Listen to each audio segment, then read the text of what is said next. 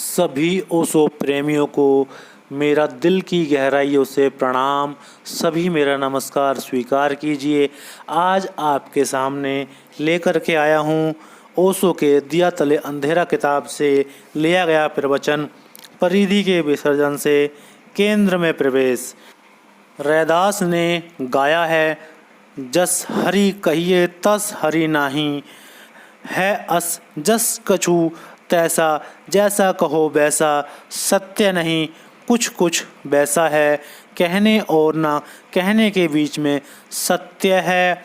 दो पंक्तियों के बीच में उसे पढ़ना पड़ता है। सीधे सीधे उसे कहने का कोई उपाय नहीं, क्योंकि शब्द बड़े छोटे हैं और सत्य बहुत विराट है, और शब्द बड़े संकीर्ण हैं और सत्य अनादि और अनंत है। फिर शब्द आदमी के निर्मित हैं, सत्य अनिर्मित है। शब्दों में जो हम कहते हैं वह काम चलाऊ दुनिया के तथ्य हो सकते हैं, लेकिन जिस उद्गमन से हमारा जन्म हुआ है और जिस मूल स्रोत में हम पुनः खो जाएंगे, उसे हमारा कोई भी शब्द पकड़ नहीं पाएगा। फिर भी आदमी कोशिश करता है, और उस कोशिश में अगर भीतर सत्य का अनुभव हुआ तो शब्द में थोड़ी सी झलक आ जाती है, और अगर भीतर सत्य का अनुभव ना हुआ तो कोरा शब्द जैसे तोते दोहरा रहे हों वैसे दोहरा दिया जाता है। पंडित एक तरह का तोतापन है, जहाँ दूसरे के शब्दों को हम दोहराते हैं। जो हमने स्वयं नहीं जाना उसे बताने का कोई उपाय ही नहीं है, जो हमने स्वयं जाना है उसे तक बताना इतना कठिन है। लेकिन जानने वाले के सामने धोखा ना चलेगा। तुम अगर उधार शब्द दोहराओगे, तुम्हारी आंखें, तुम्हारा चेहरा, तुम्हारा होना सब खबर दे देगा कि झूठ है। वे शब्द तुम्हारे ऊपर ऊपर चिपके मालूम पड़ेंगे, वे तुम्हारे प्राणों का स्वर ना होंगे। और अगर तुमने जाना है तो तुम्हारा इशारा सार्थक हो जाएगा। पंडित और प्रज्ञावान पुरुषों के शब्दों में कुछ भी भेद नहीं, पंडित और प्रज्ञावान पुरुष के अस्तित्व में भेद है। कृष्ण ने गीता कही है, तुम भी वही शब्द कंठस्थ करके दोहरा सकते हो, और अर्जुनों की क्या कमी है, वे तुम्हें कहीं भी मिल जाएंगे। लेकिन फिर भी सब धोखा होगा, क्योंकि न अर्जुन की जिज्ञासा सच होगी, न कृष्ण की अभिव्यक्ति सच होगी। नाटक होगा। कृष्ण के ही शब्द तुम दोहराओगे, शब्द तो वही हैं लेकिन तुम कृष्ण नहीं हो, इसलिए अर्थ बदल जाएगा। भाषा कोश में अर्थ नहीं बदलेगा, अस्तित्व में कोश में अर्थ बदल जाएगा। अगर कोई नहीं जानता तो तुम्हारे शब्द और कृष्ण के शब्द कान पर एक ही तरह के ध्वनि करेंगे, लेकिन अगर कोई जानता है तो कृष्ण के शब्दों में जो सत्य आएगा, झलक आएगी, जो स्वर आएगा वह तुम्हारे शब्दों में ना आएगा। शब्द तुम दोहरा सकते हो, अस्तित्व तुम कैसे दोहराओगे। कृष्ण हुए बिना कृष्ण के ही शब्द बोलना असंभव है, और कृष्ण के हुए बिना कृष्ण के शब्द बोलने की बड़ी तीव्र वासना होती है। कम से कम मूढ़ों की तो धोखा दिया जा सकता है, ज्ञानी है ही नहीं। कहाँ है ज्ञानी जिससे कुछ भय की जरूरत हो। यही सब इस छोटी सी कथा में, इसके एक एक शब्द को बारीकी से समझने की कोशिश करें। सद्गुरु जोशु उस जगह गए जहाँ एक भिक्षु ध्यान कर रहा था। उन्होंने भिक्षु से पूछा, जो है सो क्या है, व्हाट इज व्हाट। यह जैन परंपरा का गहरा प्रश्न है। जो है वह क्या है। जैन परमात्मा शब्द का उपयोग नहीं करती, क्योंकि वह शब्द झूठा हो गया है, और उसे इतने होठों ने दोहराया है और इतने गलत लोगों ने इसका उपयोग किया है कि वह शब्द गंदा हो गया है। जैसा कपड़े भी बहुत पहनने से गंदे हो जाते हैं, ऐसे शब्द भी बहुत दोहराने से गंदे हो जाते हैं। और गलत लोगों के मुंह से अगर शब्द दोहराया जा रहा हो तो गलत लोगों की ध्वनि भी उस शब्द में प्रविष्ट हो जाती है। जैन परमात्मा शब्द का उपयोग नहीं करता, आत्मा शब्द का उपयोग नहीं करता। जैन उन सब शब्दों से बचना चाहता है जो परंपरा से बोझिल हैं, जिनमें अतीत की बहुत धूल जम गई है। इसलिए जैन परमात्मा की जगह यह प्रश्न उठाता है, जो है दैट विच इज़, वह क्या है। यह प्रश्न यही पूछ रहा है कि परमात्मा क्या है, अस्तित्व क्या है, लेकिन जो है वह क्या है। यह ज़्यादा शुद्ध प्रश्न है। जैसे ही हम कहते हैं परमात्मा क्या है, कोई तस्वीर उठनी शुरू हो जाती है, मन कोई आकार बना लेता है। कोई बचपन से हमें आकार सिखाए गए हैं, कोई कृष्ण का भक्त है, कोई राम का, कोई बुद्ध का। जैसे ही कहा परमात्मा कि कृष्ण के भक्त के मन में बांसुरी बजाते हुए कृष्ण खड़े हुए हैं, जैसे ही कहा परमात्मा कि राम के भक्त के मन में धनुष बाण लिए हुए हैं, राम खड़े हुए हैं, रूप आ जाता है। उन शब्दों के साथ रूप जुड़ गया, वह संबंध बड़ा गहरा हो गया, उसे तोड़ना बहुत मुश्किल है। राम कहो और दशरथ के नाम ना आए मन में बहुत मुश्किल है। इसलिए जैन कहता है कि रूपवाची सद्गुण शब्दों का उपयोग ही मत करो, जो है इससे कोई रूप नहीं बनता। अस्तित्व निराकार है, उसकी कोई सीमा नहीं है, और अस्तित्व इतना विराट है कि शब्द सुनकर तुम्हारा मन कोई भी प्रक्षेप न कर सकेगा। अस्तित्व कोरा शब्द है। इसलिए जैन कहता है जो है वह क्या है। भक्त की भाषा में यही प्रश्न बन जाएगा, परमात्मा क्या है। जोशु एक सद्गुरु हैं और जापान में जिन लोगों ने बड़ी ऊंचाइयां पाईं, उन थोड़े से लोगों में से एक हैं। एक फ़कीर ध्यान कर रहा है, लेकिन ध्यान भी जब तुम करते हो तब भी बड़े फ़र्क होते हैं। ना समझ जब ध्यान करता है तब वह और तनाव से भर जाता है। समझदार जब ध्यान करता है तो तनाव से शून्य हो जाता है। समझदार ध्यान जब करता है तब यह कहना ही कठिन नहीं कि वह ध्यान करता है, क्योंकि ध्यान तो न करने की अवस्था है। वह कुछ नहीं करता, वह सिर्फ बैठा होता है। एक फ़कीर एक बार यीशु के घर मेहमान हुआ। उसने रात 3 बजे से उठकर बड़े शोरगुल से प्रार्थना करनी शुरू कर दी। सारे आश्रम के लोगों की नींद खराब कर दी। यीशु के पास एक छोटा बच्चा था जो उसके छोटे मोटे काम कर देता था, पानी भर लाता, कपड़ा उठा लाता। कोई और ज़रूरत होती तो बच्चे ने यीशु से कहा, यहाँ इतने 500 सन्यासी हैं, आप हैं, लेकिन ऐसी प्रार्थना तो कभी किसी ने नहीं की कि जैसी कि इस आदमी ने की जो नया नया मेहमान है। बच्चा प्रभावित हुआ शोरगुल से। 3 बजे रात इतने जोर का नाद उठाया उस फकीर ने कि पूरा आश्रम जाग गया। यीशु ने कहा, जो लोग तैरना नहीं जानते वे काफ़ी हाथ पैर फड़फड़ाते हैं, और जो तैरना जानते हैं वे चुपचाप लेट जाता है। जल पर आवाज़ भी नहीं होती। ना समझ तू यह मत समझना कि यह आदमी प्रार्थना जानता है, यह नहीं जानता, इसलिए इतना शोरगुल मचा रहा है। ध्यान जब समझदार आदमी करता है तो कोई शोरगुल नहीं मचता, न बाहर न भीतर। वह कोई बड़ा आयोजन नहीं करता, वह कोई पूजा पाठ की विधि नहीं जमाता, वह फूल हार धूप दीप नहीं सजाता। यह सब तो बच्चों का खेल है, यह तो व्यर्थ की भूमिका है। जो समझदार छोड़ देता है वह न तो बाहर कुछ करता न भीतर कुछ करता है, न करने की दशा में वह ठहर जाता है।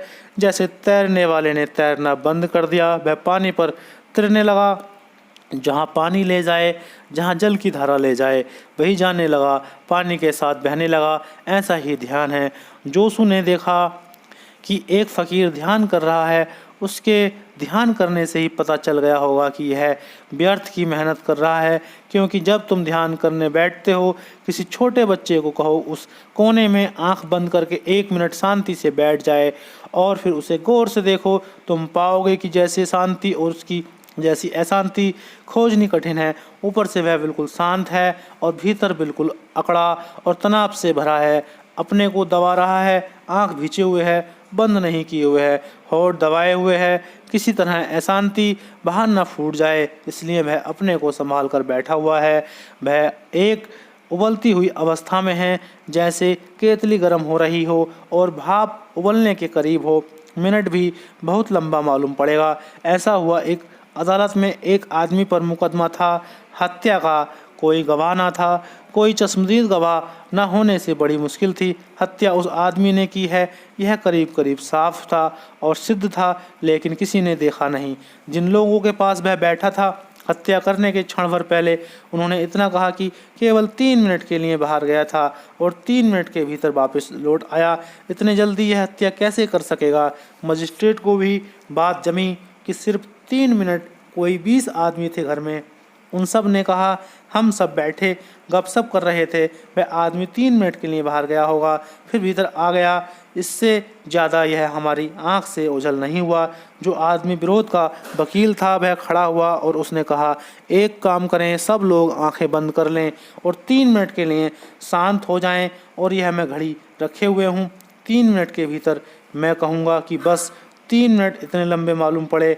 अदालत के लोग, सब गलत तरह के लोग वहाँ इकट्ठे होते हैं। चुप होना तो वहाँ कोई जानता ही नहीं। मौन होकर वहाँ कभी कोई बैठा नहीं। मौन ही बैठ जाते तो अदालत तक आने की ज़रूरत न पड़ती। 3 मिनट 3 साल जैसे लंबे लगे होंगे। कभी आपको भी ख्याल होगा, कोई मर जाता है तो मौन के लिए खड़ा होना पड़ता है।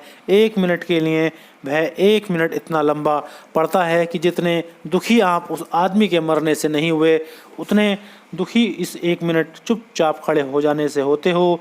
कितना लंबा समय मालूम पड़ता है। सेकंड ऐसे सरकते हैं जैसे सरकते ही ना हो। 3 मिनट, जब पूरे 3 मिनट बीत गए तब मजिस्ट्रेट से उसने कहा कि अब आप सोचिए 3 मिनट में क्या नहीं किया जा सकता। मजिस्ट्रेट ने कहा कि इसने हत्या की होगी। 3 मिनट काफ़ी लंबा वक्त है। जब तुम शांत होकर बैठते हो तो एक एक सेकंड बहुत लंबा हो जाता है, क्योंकि अशांति भीतर उबल रही है, वह घनी होती जाती है। वह जितनी घनी होती है, जितना तनाव बढ़ता है, उतना ज़्यादा समय लंबा मालूम होने लगता है, उतनी मुश्किल होने लगती है।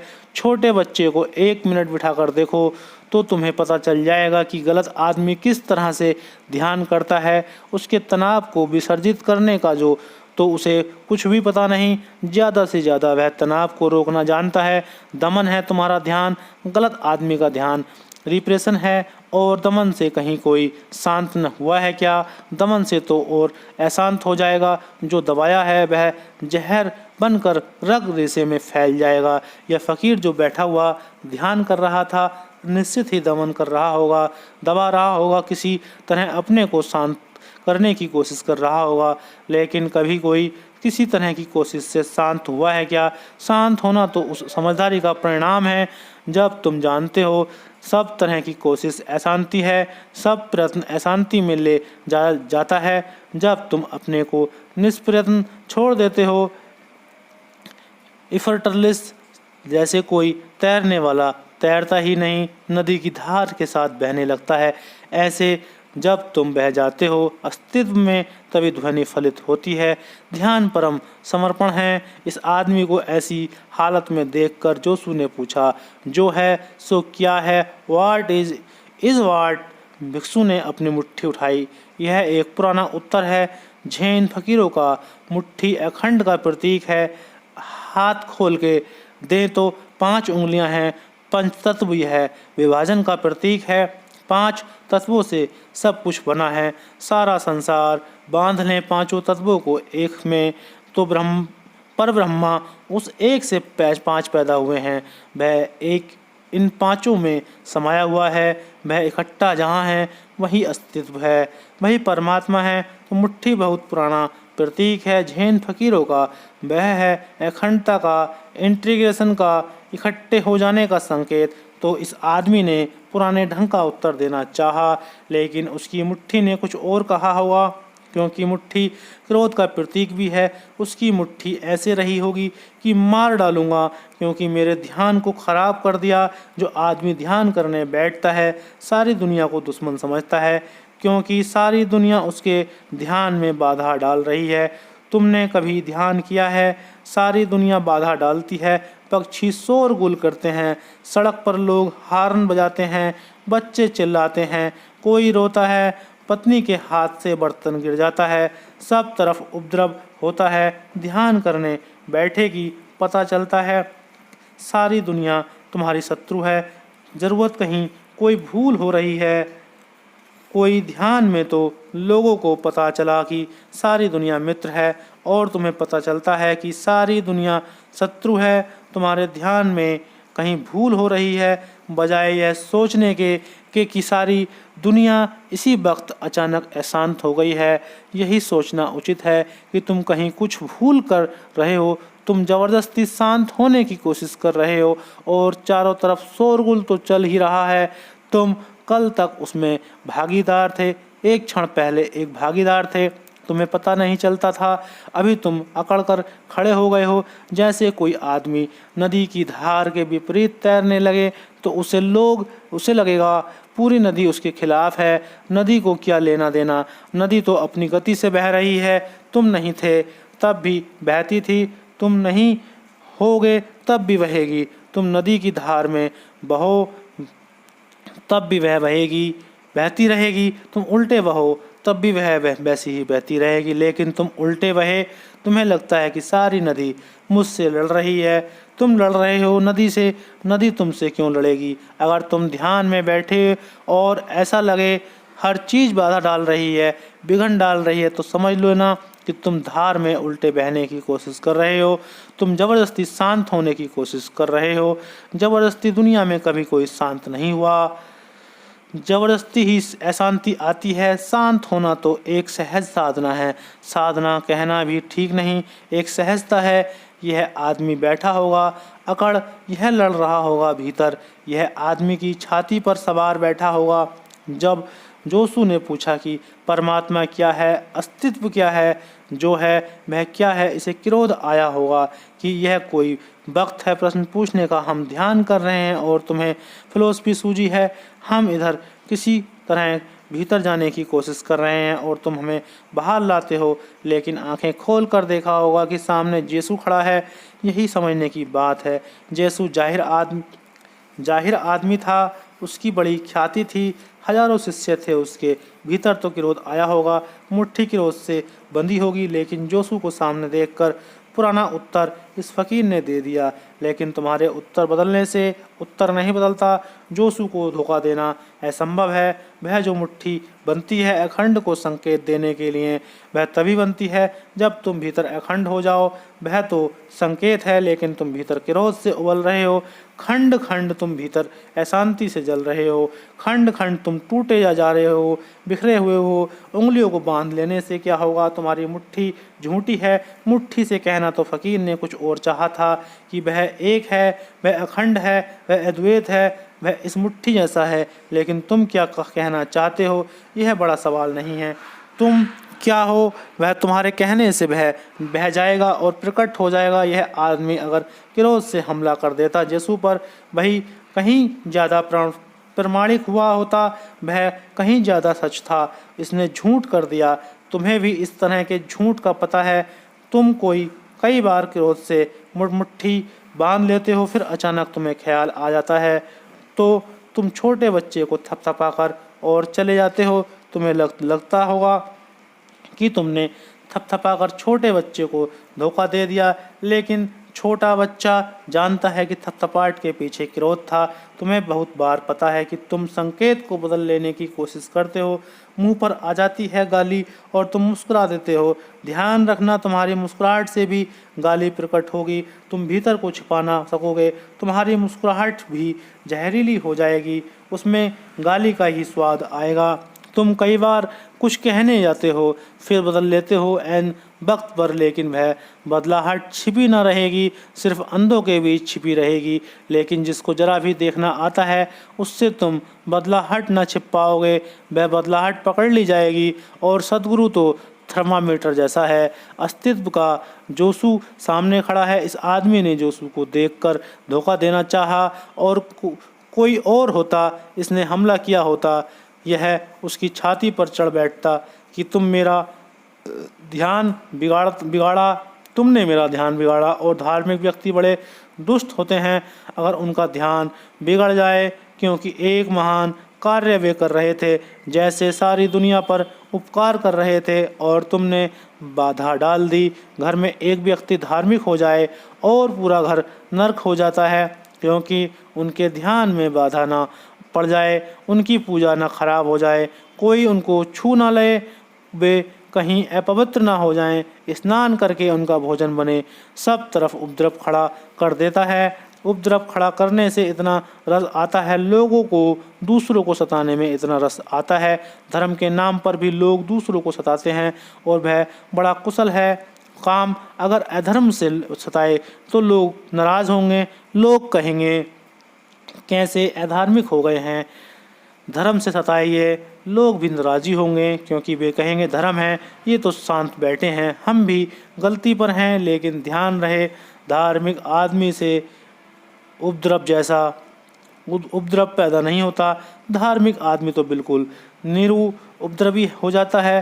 धार्मिक आदमी तो ऐसे हो जाता है जैसे है ही नहीं। इस आदमी ने मुट्ठी तो बांधी, लेकिन इसे पता नहीं कि जिन्होंने मुट्ठी बांधकर संकेत दिया उनकी मुट्ठी में शून्य था, क्रोध नहीं, उनकी मुट्ठी में अहंकार नहीं था, निरहंकार भाव था। उनकी मुट्ठी सिखा हुआ उत्तर नहीं था, उनकी मुट्ठी उनका अपना अनुभव थी। उन्होंने अपने भीतर उत्तर उत्तर कर यह जाना था कि वह यह पांच का जो भेद है, इंद्रियों का, पांच इंद्रियां हैं, इनका जो भेद है, पांच तत्वों का जो भेद है, यह ऊपर ऊपर है। जैसे जैसे नीचे प्रवेश करोगे भेद मिट जाएगा, अभेद खुल जाता है।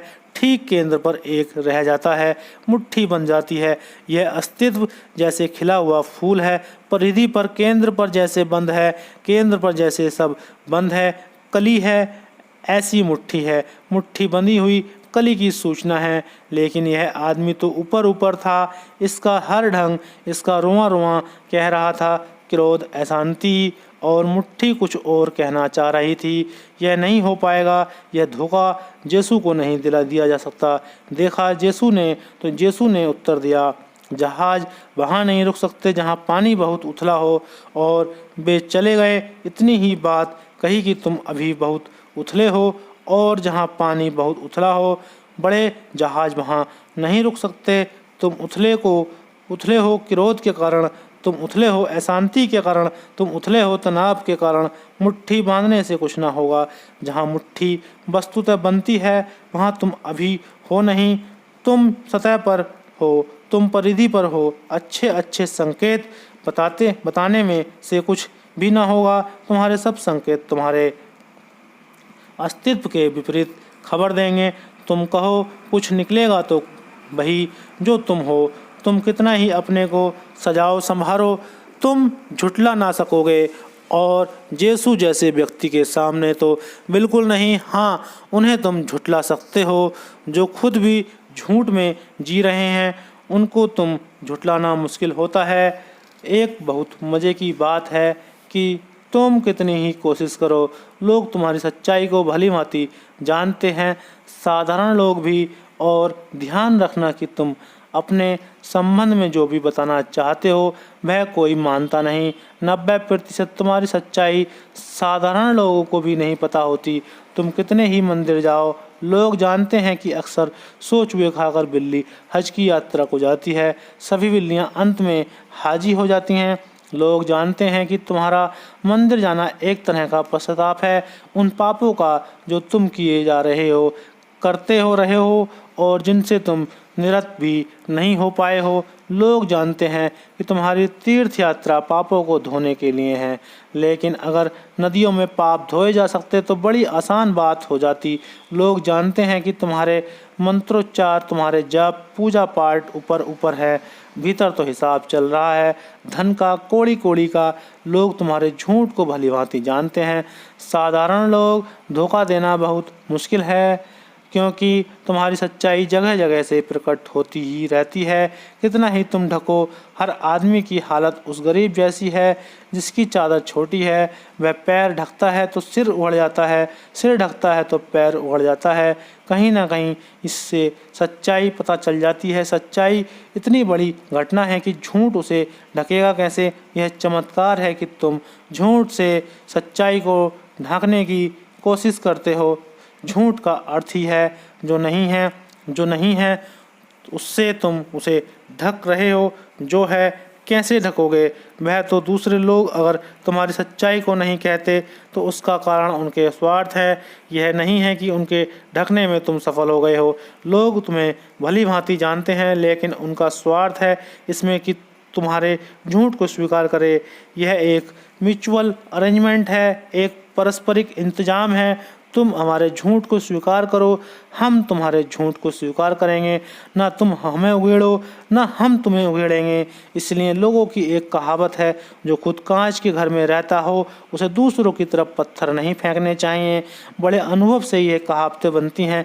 जब तुम खुद झूठ में रहो तो दूसरों का झूठ मत उड़ाना, नहीं तो तुम्हारे झूठ का क्या होगा। इसलिए हम सब एक दूसरे को ढकते रहते हैं। मनोवैज्ञानिक कहते हैं कि अगर सभी आदमी दूसरे के संबंध में जो सत्य जानते हैं उसे कह दें तो इस ज़मीन पर दो व्यक्ति भी मित्र नहीं रह सकते। तुम जो अपनी पत्नी के संबंध में जानते हो अगर कह दो, तुम्हारी पत्नी जो तुम्हारे संबंध में जानती है कह दे, तुम्हारा मित्र जो तुम्हारे संबंध में जानता है अगर कह दे, तो सारी मित्रताएं, सारे प्रेम, सारे संबंध टूट जाएंगे।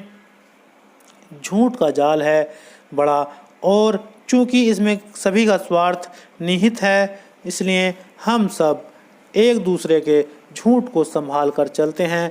मैं तुम्हारा संभालता हूँ, तुम मेरा संभाल लेते हो। तुम भी मेरा झूठ देख कर ले लेते हो, मैं भी तुम्हारा झूठ देख लेता हूँ। साधारण आदमियों को जब दिखाई पड़ जाता है तो यीशु को दिखाई ना पड़ेगा। जिसने अपना सारा झूठ छोड़ दिया है उसे तुम्हारा पूरा झूठ दिखाई पड़ेगा, क्योंकि उसकी आंखें अब निर्मल हैं। इस आदमी ने मुट्ठी उठाई थी क्रोध से भरे हुए, इस मुट्ठी से क्रोध दिखाई पड़ा, उथलापन, क्योंकि क्रोध सिर्फ उथलेपन का सबूत है। यह तुम ध्यान रखना, तुम जितने गहरे होते जाओगे उतना क्रोध मुश्किल हो जाएगा। क्रोध से तुम किसी और का नुकसान नहीं कर सकते हो, सिर्फ अपने को उथला बनाए हुए हो। और ध्यान रखना, उथले पानी में बड़े जहाज नहीं रुकते, और तुम आशा बांधे हो कभी परमात्मा का जहाज भी तुम्हारे किनारे आकर रुके। यीशु का भी रुकने को राजी नहीं है, रुकने का उपाय नहीं है, किनारे लग नहीं सकता, क्योंकि उसके लिए गहरा पानी चाहिए। तुम्हारे किनारे तो तस्करों की डोंगियाँ ही लगेंगी, स्मगलर्स की छोटी छोटी नावें लगेंगी, परमात्मा का जहाज नहीं लग सकता। इतनी ही जगह है तुम्हारे किनारे पर, उतनी ही पानी है। छोटी छोटी नावें झूठ की तुम्हें अपना बंदरगाह बनाएंगी, लेकिन सत्य का विराट जहाज तुम्हारे किनारे तभी लग सकता है जब उतने विराट को झेलने की गहराई तुमने बना ली हो। क्रोध उथलेपन का सबूत है। मैंने सुना है कि पुराने प्राचीन चीन में एक नियम था, अब भी उस नियम की कोई लकीर कहीं कहीं चलती है। कन्फ्यूशियस के ज़माने में वह नियम पैदा हुआ था। 1910 में एक अमेरिकन यात्री चीन गया। वह जैसे ही स्टेशन पर उतरा और स्टेशन के बाहर गया, वहां देखा कि दो आदमियों में बड़ी घमासान लड़ाई चल रही है, मगर लड़ाई सिर्फ शब्दों की है और कोई 200 आदमियों की भीड़ खड़े होकर देख रही है, और निरीक्षण ऐसे हो रहा है जैसे कोई बड़ा खेल हो रहा हो। वह भी खड़ा हो गया। जल्दी ही तूफान इतने करीब आया जा रहा है कि जल्दी ही उपद्रव होगा, और बात वे इतने गुस्से में कर रहे हैं कि चीख रहे हैं, चिल्ला रहे हैं और एक दूसरे पर बिल्कुल झपट रहे हैं। लेकिन वह बड़ा हैरान हुआ कि मारपीट शुरू क्यों नहीं होती, इतनी भूमिका क्यों चल रही है। तो उसने एक चीनी को पूछा कि मैं समझ नहीं पा रहा हूँ, बड़ी देर हो गई, आखिर कभी की मारपीट हो गई होती हमारे मुल्क में, यह इतनी देर क्यों लग रही है। उस चीनी ने कहा, यहाँ नियम है, नियम यह है कि जो पहले हमला करे वह हार गया, बस फिर मामला ख़त्म। जैसे ही इन दो में से किसी ने हमला किया, भीड़ हट जाएगी, मामला ख़त्म ही हो गया। जो पहले क्रोधित हुआ वह उथला साबित हुआ। तो ये दोनों एक दूसरे को उकसा रहे हैं कि किसी तरह दूसरा टेम्पटेशन में आ जाए, उत्तेजित हो जाए और हमला कर दे, बस मामला ख़त्म हो गया। जो बच गया हमला करने से वह जीत गया। कन्फ्यूशियस ने इसकी आधारशिला रखी थी कि क्रोध करने का अर्थ है आदमी हार ही चुका है, अब उसे और हराने की ज़रूरत नहीं है। असल में हारा हुआ आदमी ही क्रोध करता है। तुम जितने गहरे हो उतना ही क्रोध मुश्किल है, और तुम जितने गहरे हो उतनी ही हार असंभव है। गहराई विजय है, उथलाई हार है। जोशु ने कहा, जहाज वहाँ नहीं रुक सकते जहाँ पानी बहुत उथला हो। और उसने सब कह दिया, क्योंकि यही तो सारा प्रश्न है कि तुम कहाँ हो। दो ढंग हैं होने के। एक ढंग है परिधि पर समर फ्रेंस का पर होना।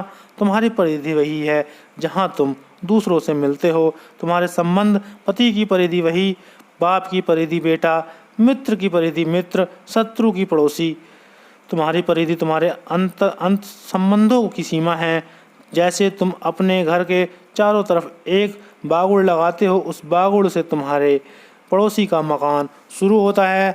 तुम्हारे घर की सीमा का अर्थ है तुम्हारे पड़ोसी की सीमा भी। मनुष्य के अस्तित्व के दो ढंग हैं। एक ढंग तो यह है कि वह परिधि पर जिए, दूसरा लोगों की सीमाएं हैं। ऐसा आदमी उथला होगा, उसे कोई भी नाराज कर सकता है, उसे कोई भी प्रसन्न कर सकता है। वह परिस्थिति का गुलाम होगा, उसकी कोई भी प्रशंसा कर दे वह प्रसन्न होगा, उसकी कोई भी निंदा कर दे वह दुखी हो जाएगा, क्योंकि वह जीता परिधि पर है और परिधि पर दूसरे लोग खड़े हैं। वहाँ पूरा समाज है, वहाँ सब निंदा, प्रशंसा, स्तुति, गाली गलौज सब चलता है। एक दूसरा ढंग है अपने केंद्र पर जीना। केंद्र पर जीने का अर्थ है वहाँ तुम अकेले हो। तुम में और समाज में उतना ही फासला हो गया है जितना तुम्हारी परिधि में और तुम्हारे केंद्र में है, और यह फासला अनंत है। ऐसा समझो कि परिधि संसार है और केंद्र परमात्मा है। परिधि पर तुम हो तो गृहस्थ, केंद्र पर तुम हो तो सन्यासी। और जैसे ही तुम केंद्र पर हो जाते हो, फासला इतना हो जाता है संसार से कि कोई गाली देता है तो ऐसा लगता है कि किसी और को दी गई हो, जैसे कहीं स्वप्न में घटी हो। डिस्टेंस, दूरी इतनी है कि अपने को दी गई होगी यह समझ भी नहीं आता, और इतना फासला गाली पूरा करें तुम्हारे भीतर तक आते आते ही खो जाती है। लेकिन तुम खड़े हो बिल्कुल परिधि पर, वहाँ गाली दी नहीं गई कि तुम्हारे भीतर छाती तक पहुँची नहीं। यह तुम पर निर्भर है कि पड़ोसी तुम्हें प्रभावित कर देता है। तुम कहाँ खड़े हो, कोई जरा सा कुछ कह देता है, छाती फूल जाती है। कोई जरा सा कह देता है, पंक्चर हो जाता है, सब छाती सिकुड़ जाती है। इतने निर्भर दूसरों पर कैसे तुम शांत हो सकोगे, क्योंकि दूसरे अनेक हैं, अनंत हैं। एक को समझा लोगे कि गाली मत दो, दूसरा है, हजार है, करोड़ है, अरब है, चारों तरफ है उनसे तुम बचकर भाग भी नहीं सकते। तुम जंगल भी चले जाओ, कोई फर्क ना होगा। मैंने सुना है एक आदमी भाग गया परेशान होकर, दिन रात ही कट कट पत्नी, बच्चे, दुकान, ग्राहक, कहीं कोई शांति नहीं। जंगल भाग गया, एक झाड़ के नीचे जाकर बैठा था। आराम से देखा एक कौवे ने बीट कर दी, नाराज हो गया, उठा लिया पत्थर कौवे को मारने को। तब उसे ख्याल आया कि जंगल आए थे शांति के लिए, यह कौवा यहाँ भी है, पत्नी से भाग जाओ, कौवे से कहाँ भागोगे। वह बहुत दुखी हो गया। उसने कहा, संसार में कोई सार नहीं। उसने जाकर नदी के किनारे लकड़ियाँ इकट्ठी की, खुद की चिता बना रहा था। लकड़ियाँ काट कर इंतजाम जब तक वह कर पाया तब तक पास के गांव में खबर पहुंच गई। वहां के लोग आ गए। उन्होंने कहा कि भैया जरा दूर ले जाओ, यहाँ जलोगे तो बास गांव में पहुंचेगी। तो उस आदमी ने कहा, ना जिंदा रहने देते, ना मरने देते, ना जीने की स्वतंत्रता है, ना मरने की कोई स्वतंत्रता है। तुम परिधि पर हो तो तुम जियोगे, ना तुम मरोगे, तुम दोनों के बीच घिसोगे, वही तुम्हारी स्थिति है। एक यहूदी फकीर हुआ, गांव का पुरोहित था। एक गरीब आदमी ने आकर पूछा कि मैं क्या करूं, बड़ी मुसीबत में हूं, रोटी रोजी नहीं कमा पाता, दोनों छोर मिलाने की कोशिश करते करते नष्ट हुआ जा रहा हूं, कोई धंधा हाथ नहीं है। उस फकीर ने कहा, तुम एक काम करो, यहूदी मरते हैं तो खास तरह का कपड़ा पहनते हैं। उसने कहा कि तुम एक दुकान खोल लो छोटी सी, उसमें खाने की चीज़ें, रोटी सब्जी आटा, दाल, चावल ये बेचो और उसी के एक हिस्से में मरते वक्त जिन चीज़ों की ज़रूरत होती है, लकड़ी, कपड़े जो यहूदी पहनकर मरते हैं, मरने का लिबास, वह बेचो। उस आदमी ने कहा कि ऐसा सुझाव आप क्यों देते हैं? तो उस यहूदी ने कहा कि दुनिया सब कुछ काम बंद कर दे, ये दो काम जारी रहेगा हमेशा। तुम्हारी दुकान कभी बंद नहीं होगी।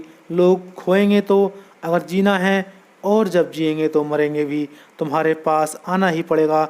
जिएंगे तो आना पड़ेगा, मरे तो आना पड़ेगा। वह आदमी चला गया। उसने सब मकान जायदाद जो भी बेचकर एक दुकान खोल ली। 2-3 महीने बाद बिल्कुल उदास, पहले से भी ज़्यादा उदास हालत में लौटा। फ़कीर ने पूछा, क्या मामला है, धंधा नहीं चल रहा क्या? उसने कहा कि बड़ी गलती हो गई। इस गांव में न तो कोई जीता है न कोई मरता है, लोग सिर्फ घिसट रहे हैं। दुकान चलती नहीं, तुम भी घिसट रहे हो। न जी रहे न मर रहे हो, दोनों के बीच में हो। बड़ी दुर्गति है। जियो तो भी एक मज़ा है, मरो तो भी एक मज़ा है। कुछ तो पूरा हो, लेकिन परिधि पर एक न जीवन है न मृत्यु है। परिधि पर तो सिर्फ कलह है, क्योंकि परिधि वहाँ है जहाँ तुम दूसरों से मिलते हो, और जब तक तुम दूसरों से मिल रहे हो तब तक अपने से मिलना ना हो सकेगा, और जिस दिन तुम अपने से मिलोगे उस दिन परिधि से हटना पड़ेगा। सब धर्म जोर देते हैं अहिंसा पर, अक्रोध पर, अलोभ पर, अकाम पर, अपरिग्रह पर। इसका कारण क्या है? उसका कारण यह है कि लोभ तुम्हें परिधि पर रखेगा। लोभी आदमी दरवाजे पर ही बैठा रहेगा, वह भीतर जा नहीं सकता, क्योंकि जो भी लोभी की चीज़ें हैं वे तो बाहर हैं। क्रोधी आदमी दरवाजे पर ही खड़ा रहेगा, पता नहीं कब ज़रूरत पड़ जाए हमला करने की या कौन हमला कर दे। परिग्रह परिधि पर ही रहेगा, क्योंकि वस्तुएं वहाँ हैं। परिग्रह तो भीतर ले गया जा नहीं सकता, उसे तो परिधि पर ही रखना पड़ेगा। सब बैंक बैलेंस वहीं होगा, भीतर ले जाने की कोई जगह नहीं है। हिंसक आदमी कभी भीतर नहीं जा सकता, कामी कभी भीतर जा नहीं सकता, क्योंकि काम वासना का अर्थ है दूसरे की वासना। वहाँ तो परिधि पर ही रहना पड़ेगा। सारे धर्म जोर देते हैं अहिंसा पर, अपग्रह पर, अकाम पर, औचार्य पर, अलोभ पर, क्योंकि अगर तुम्हें भीतर जाना है तो परिधि छोड़नी पड़े, और परिधि तुम छोड़ो तो लोभ छोड़ना पड़े, क्रोध छोड़ना पड़े, परिग्रह छोड़ना पड़े। और जैसे जैसे यह छूटेगा वैसे वैसे तुम भीतर जाओगे। जिस दिन तुम अपने केंद्र पर खड़े हो जाओगे तो तुम्हारी यह गहराई इतनी है परमात्मा का जहाज भी वहाँ रुक सके। तुम्हारी गहराई फिर अनंत है। परिधि पर तुम बिल्कुल छिछले हो, लेकिन तुम मांगते अनंत हो। परिधि पर तुम खड़े हो, यही तुम्हारी दुर्दशा है। तुम मांगते असीम को हो, सीमा पर खड़े हो। तैयारी असीम की करो, असीम अपने आप तुम्हारे द्वार आकर लग जाएगा। तुम ही परमात्मा को नहीं खोज रहे, परमात्मा भी तुम्हें खोज रहा है। एक हाथ से ताली भी नहीं बजती, एक हाथ से खोज भी नहीं चल सकती, दूसरा हाथ भी तुम्हें टटोल रहा है, लेकिन बड़ी मुश्किल है। जहाँ तुम हो वहाँ सत्य को आने की जगह नहीं है, गहराई नहीं है। जोसू ने कहा, जहाज वहाँ नहीं रह सकते जहाँ पानी बहुत उथला हो, और वे चले गए। कुछ दिनों बाद जोसू फिर उस भिक्षु के पास आ गए और फिर वही प्रश्न पूछा। भिक्षु ने पुराने ढंग से ही उत्तर दिया।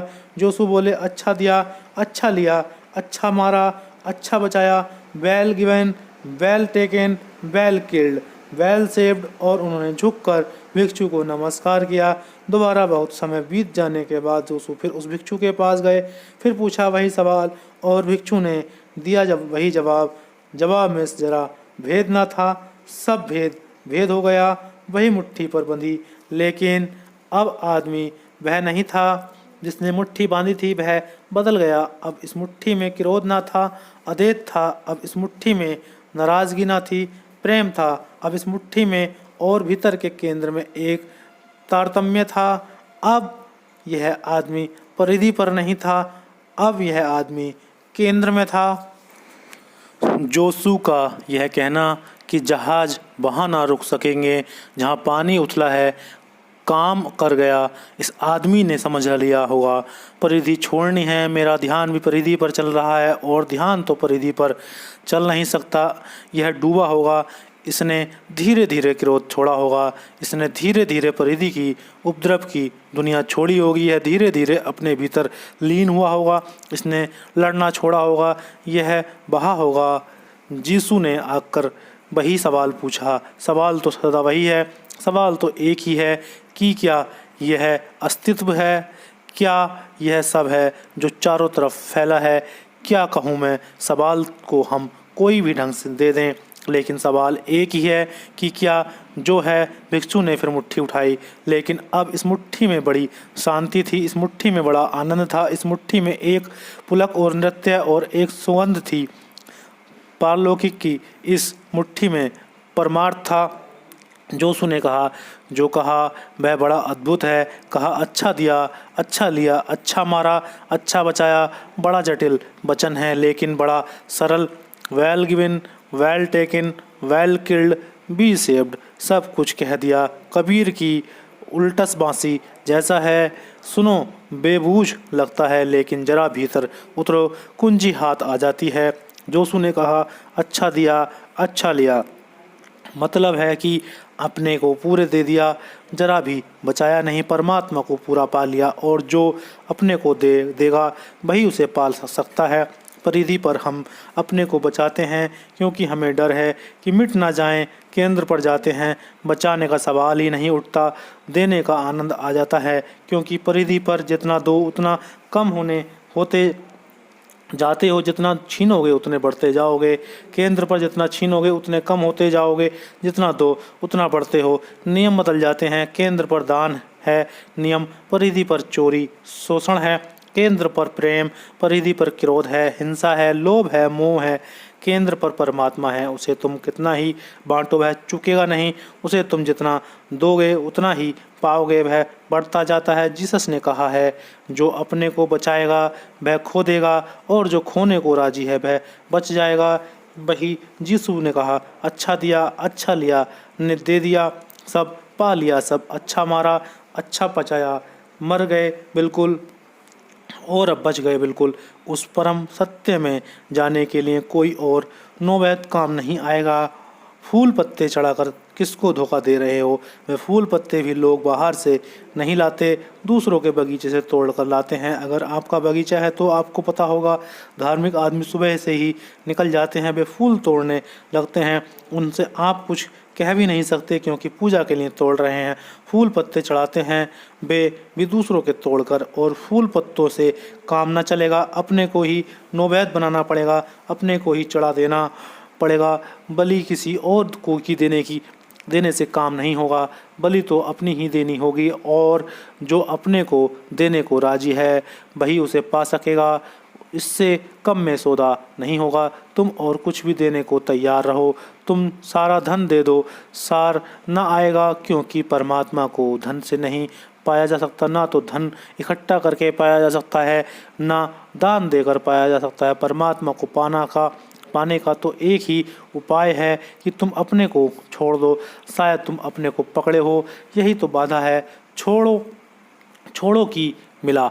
जैसे यीशु ने बड़ी गजब की बात कही, कहा, अच्छा मारा, अच्छा बचाया, ख़त्म हो गए, बिल्कुल मिट गए।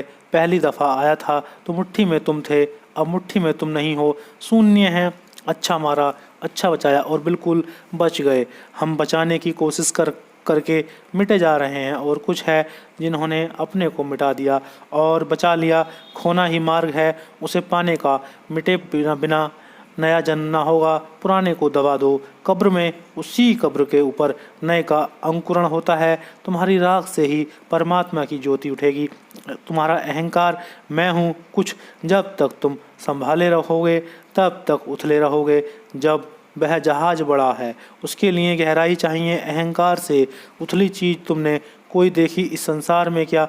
छिछला पानी जहाँ होता है वहाँ भी ज़्यादा गहरा है अहंकार में तो कोई गहराई ही नहीं होती, वह तो तुम्हारी चमड़ी के ऊपर चिपका होता है। इसलिए तो अहंकार को चोट पहुँचाना इतना आसान है। कोई जरा सा मुस्कुरा दे, व्यंग में अहंकार उबल जाता है। इतना उछला है, कोई जरा तुम्हारी तरफ ना देखे और अहंकार को चोट लग जाती है कि क्या बात है, यह आदमी रोज़ देखता था, आज देखना नहीं। रास्ते पर निकला हूँ, नमस्कार नहीं किया। अहंकार से ज़्यादा छिछली कोई भी वस्तु नहीं है और परमात्मा से गहरा कुछ भी नहीं है। अहंकार छिछला और आत्मा गहरी है। अगर तुम अहंकार पर खड़े हो, अपने को बचा रहे हो, तो तुम्हारे किनारे पर डोंगियां लग सकती हैं। व्यर्थ उन डोंगियों में आएगा, सार्थक उन डोंगियों में नहीं आ सकता। तो कहा यीशु ने, अच्छा दिया, अच्छा लिया, अच्छा मारा, अच्छा बचाया। इस एक वचन में सारी साधना आ जाती है। दे दो अपने को और तुम जो पाना चाह रहे हो वह तुम्हें मिल जाएगा। वह मिला ही हुआ है। तुम जब तक अपने को पकड़े हो तब तक तुम्हारे हाथ खाली नहीं हैं, इसलिए तुम उसे पाने से वंचित हो। मिटा दो स्वयं को और तुम सत्य को पालोगे। तुम्हारे अतिरिक्त ना कोई तुम्हारा शत्रु है और तुम्हारे अतिरिक्त ना कोई तुम्हारा मित्र है। जब तक तुम अपने को पकड़े हो शत्रु हो। जिस दिन अपने को छोड़ दोगे उस दिन तुम ही मित्र हो जाओगे। ऐसा कहकर यीशु ने झुककर उस भिक्षु को नमस्कार किया। जहाज लग गया। आज भिक्षु का किनारा बहुत गहरा है। यीशु को झुककर नमस्कार करना पड़ा और यह आदमी वही है जहाँ से यीशु कहकर चले गए थे, यहाँ हमारी जगह नहीं है। आदमी के होने के दो ढंग हैं। आदमी तो वही है। अगर तुम भिखारी हो तो इसलिए कि तुम परिधि पर खड़े हो, तुम सम्राट हो जाओगे। अगर तुम केंद्र की तरफ मुड़ जाओगे, सारी ध्यान की प्रक्रियाएं तुम्हें परिधि से केंद्र की तरफ ले जाने के उपाय और विधियां हैं, लेकिन मार्ग में कोई चीज़ें खोनी पड़ेंगी। सबसे पहले तो तुम्हें स्वयं को खोना पड़ेगा। इसे खूब गहराई में पकड़ लो, क्योंकि यही चाबी है जो लगती है। अहंकार अगर हो तो क्रोध पैदा होता है। अहंकार अगर हो तो मोह पैदा होता है। अहंकार अगर हो तो लोभ पैदा होता है। अहंकार ना हो तो कैसे क्रोधित होगे। कोई गाली देगा, तुम सुन लोगे, तुम तक वे पहुँचेगी ही नहीं तुम्हारे भीतर। अहंकार का घाव ना हो तो गाली चोट कैसे करेगी। अहंकार मूल पाप है, बाकी सारे पाप उसकी छाए हैं। उसकी जिसके लिए तुम लोभ करते हो, किसके लिए तुम चीज़ों को इकट्ठा करके पागल हुए जा रहे हो, किसके लिए पद सिंहासन चाहते हो। लेकिन बड़े मज़े की बात है कि लोग लोभ को छोड़ने की कोशिश करते हैं, क्रोध भी छोड़ने की कोशिश करते हैं, मोह को भी छोड़ने की कोशिश करते हैं, बिना यह समझे कि ये छोड़ो नहीं जा सकते। यह ऐसे ही हैं जैसे कोई आदमी अपनी छाया को छोड़ने की कोशिश कर रहा हो। अहंकार के रहते ये कोई भी छूट नहीं सकते। यह हो सकता है कि तुम धोखा दे लो कि मैंने लोभ छोड़ दिया, लेकिन लोभ नए रूप में लेकर रहेगा। छाया का ये रंग बदल जाएगा, लेकिन छाया रहेगी। दिखाई भी ना पड़े तो भी रहेगी, क्योंकि छाया तुम्हारे साथ जुड़ी है। अगर तुमने लोभ छोड़ा अहंकार को बचाकर, तो तुम्हारे अलोभ में ही भी अहंकार खड़ा हो जाएगा। देखो त्यागी को, वह त्याग से अकड़ा हुआ है कि मैंने सब छोड़ दिया। देखो निरअहंकारी को, जो कहता है कि मैं विनम्र हूँ, विनम्रता ही उसका अहंकार बन गई है। अगर तुम उससे कह दो कि हमारे गांव में तुमसे भी ज़्यादा विनम्र एक आदमी है, तो उसको वैसी ही चोट लग जाती है जैसे तुम किसी के कह दो हमारे गांव में तुमसे भी बड़ा आदमी है। विनम्रता भी होड़ है। होड़ से तो सिर्फ अहंकार की होती है, विनम्रता की क्या होड़ होगी। तुम झुकोगे भी तो तुम्हारे झुकने में भी तरकीब होगी, वह भी खालिस शुद्ध नहीं होगा। अहंकार पीछे खड़ा देखता रहेगा कि लोगों ने देख लिया, ना कि मैं झुका, कि मैं कैसा विनम्र आदमी हूँ, कि मुझसे ज़्यादा विनम्र कौन है। नहीं, ना तो क्रोध, ना लोभ, ना मोह, इससे तुम सीधे मत लड़ना। इसलिए मैं निरंतर कहता हूँ कि तुम्हारी लड़ाई सिर्फ एक है, अहंकार, और अहंकार को मारने का एक ही उपाय है, ध्यान। क्योंकि जैसे जैसे तुम ध्यानस्थ होते हो, अहंकार तुरोहित होने लगता है। अहंकार बच सकता है गैर ध्यान की अवस्था में। जितने तुम मूर्छित हो उतना ज़्यादा अहंकार, जितने तुम होश में भरोगे उतना कम अहंकार। जिस दिन तुम पूरे होश में भर जाओगे उस दिन अहंकार खो जाता है। अगर अहंकार को मिटाना हो तो जागना, ज़्यादा होशपूर्वक जीना, उठते बैठते ध्यान को साधना, चलते फिरते फिर होश बना रखें, खोए ना। नींद में मत चलना, मूर्छित जीवन को मत चलने देना। जो भी करो जानते हुए करना और तुम चकित हो जाओगे। कभी तुमने जानते हुए क्रोध किया, तुम कर ही ना पाओगे। जैसे ही तुम मानोगे क्रोध का सिलसिला टूट जाएगा, ठीक बीच में जाग जाओगे तो क्रोध वहीं रुक जाएगा, क्योंकि क्रोध को चलने के लिए मूर्छा चाहिए। तुमने कभी देखा कि काम वासना में भरे हुए अगर तुम काम जगाओ, काम वासना रुक जाएगी। काम वासना के लिए मूर्छा चाहिए। होश जितना गहरा चला जाएगा उतने ही पाप त्रोहित हो जाएंगे। मूर्छा अहंकार की जननी है। अमूर्छा निरअहंकार को ले जाती है, और जिस दिन निरअहंकार आ जाएगा उस दिन जोशु तुम्हारे द्वार पर आकर तुमसे भी कह सकता है, अच्छा दिया, अच्छा लिया, अच्छा मारा, अच्छा बचाया। तुम अभी जहाँ हो वहाँ तुम्हें यह बात भी समझनी मुश्किल मालूम पड़ती है, क्योंकि तुमने बिल्कुल विपरीत है। तुम समझ भी लोगे बुद्धि से तो भी बहुत काम ना आएगी, क्योंकि बुद्धि केवल शब्दों को ढो सकती है, बुद्धि अनुभव को नहीं ले जा सकती। अनुभव का केंद्र हृदय है, और हृदय तुम्हारे केंद्र पर है और बुद्धि तुम्हारी परिधि है। यह बहुत मज़े की बात है कि हृदय को लेकर तुम पैदा होते हो। बुद्धि तो समाज तुम्हें देता है। बुद्धि शिक्षण से आती है, संस्कार से आती है। हृदय जन्म के साथ आता है। सभी लोग हृदय लेकर पैदा होते हैं। बुद्धि शिक्षण फिर शिक्षण आयोजन से आती है।